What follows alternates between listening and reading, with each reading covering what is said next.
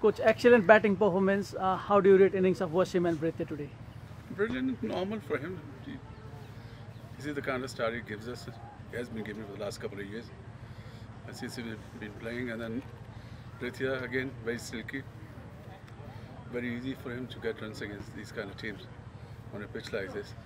But we are grateful to these two performances, and they put the game beyond the other team. But that's what we expect from these two.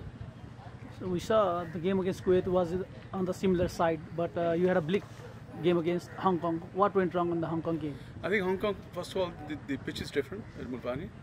It's more challenging.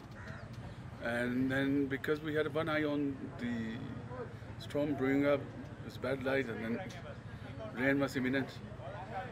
And at that stage, some of our batsmen panicked. We had bad 15 minutes, and that cost us again. So after the League 2, you've come into the team, and in the playoff we saw a different UAE. So what was that changing factor that made the team come this way? But I don't know. I think mainly the players were very united when I joined the team. The will to win, will to stay together, do things together. I think that's the spirit of, and you can see that a lot of smiling faces, taking pride in each other's performances. Probably that's the difference. So there were some changes in individuals as well, and that we saw in the playoff that change was the main reason. So do you think your long-term working with the UAE team was the factor that you knew what was the change needed? I think what helped me in the team was I'm pretty familiar with the boy, and then I've spent a lot of time in UAE in the last 22 years, and before that my own playing career I spent a lot of time playing in UAE. So familiar with the players, familiar with the conditions.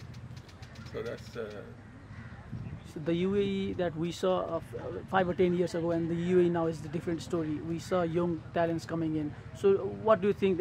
Is that the factor that UAE will be a striving force to reckon in the coming years? Absolutely. I have no doubt. Anybody who follows UAE cricket, follows the pathway, age groups, will know, and also the infrastructure. When I was working for the ICC Cricket Academy, we had about 6 turf grounds in the country. Now we've got 48. 48 turf grounds in UAE. And you've got different age groups playing, the under 13, under 16, under 19. So pathway has been laid out. And on top of that, the under 19 last year won the plate final in the World Cup. And this year under 16 just breezed through the Asia Cup. So we've got all these guys coming through, fantastic talent coming through, and then present team also is pretty good. So if you're saying in 5 years' time, I see UAE making real upward performances, taking them to the top level, especially at the associate level, definitely.